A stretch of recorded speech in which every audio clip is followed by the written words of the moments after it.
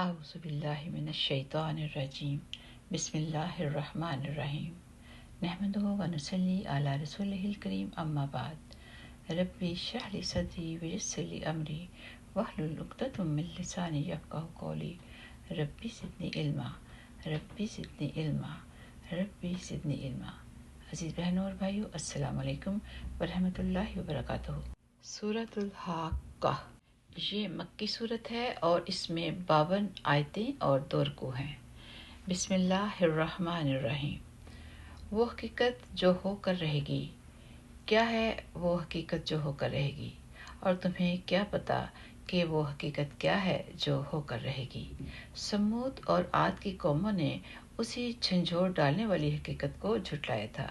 نتیجہ یہ کہ جو سمود کے لوگ تھے وہ چنگھاڑ کی ایسی آفت سے ہلاک کیے گئے جو حد سے زیادہ خوفناک تھی، اور جو عاد کے لوگ تھے انہیں ایک ایسی بے قابو طوفانی ہوا سے ہلاک کیا گیا جسے اللہ نے ان پر 7 رات اور 8 دن لگاتار مسلط رکھا۔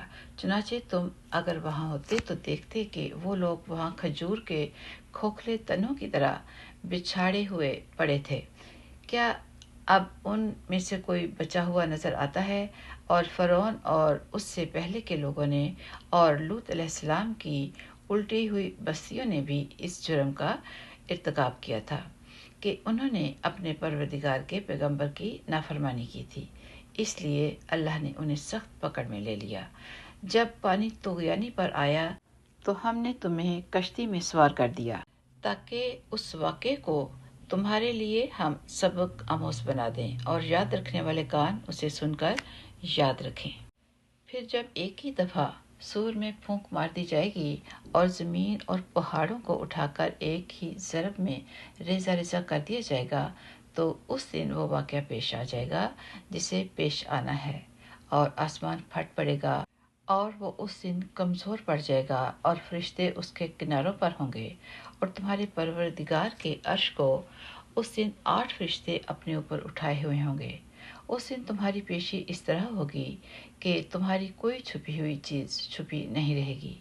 پھر جس کسی کو اس کا اعمال نامہ اس کے دائیں ہاتھ میں دیا جائے گا وہ کہے گا کہ لوگو یہ میرا اعمال نامہ پڑھو، میں پہلے ہی سمجھتا تھا کہ مجھے اپنے حساب کا سامنا کرنا ہوگا۔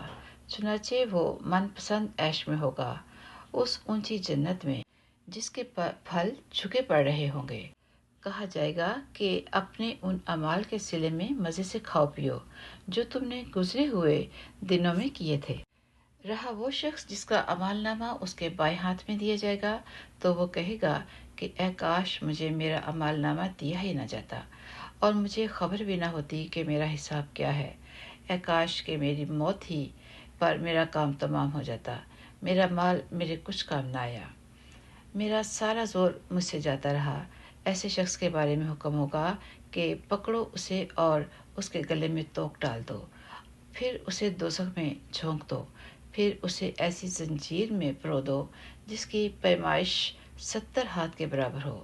یہ نہ تو خدائے بزرگ و برتر پر ایمان لاتا تھا اور نہ غریب کو کھانا کھلانے کی ترغیب دیتا تھا، لہٰذا آج یہاں اس کا کوئی یار و مددگار ہے، نہ کوئی اس کو کھانا کھلانے کی چیز میسر ہے سوائے غسلین کے، جسے گناہگاروں کے سوا اور کوئی نہیں کھائے گا۔ اب میں قسم کھاتا ہوں اس کی جسے تم دیکھتے ہو اور اس کی بھی جسے تم نہیں دیکھتے کہ یہ قرآن ایک معزز پیغام لانے والے کا کلام ہے، اور یہ کسی شاعر کا کلام نہیں ہے، مگر تم ایمان تھوڑا ہی لاتے ہو، اور نہ یہ کسی کاہن کا کلام ہے مگر تم سبق تھوڑا ہی لیتے ہو۔ یہ کلام تمام جہانوں کے پروردگار کی طرف سے اتارا جا رہا ہے، اور اگر بالفرض یہ پیغمبر کچھ جھوٹی باتیں بنا کر ہماری طرف منسوب کر دیتے تو ہم ان کا داہنا ہاتھ پکڑتے، پھر ہم ان کی شہرگ کاٹ دیتے، پھر تم میں سے کوئی نہ ہوتا جو ان کے بچاؤ کے لیے آڑے آ سکتا۔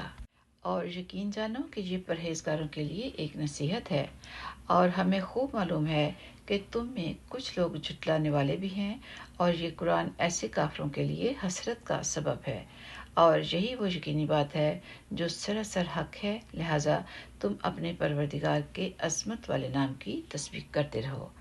سبحان ربک رب العزت عما یصفون وسلام علی المرسلین والحمد للہ رب العالمین۔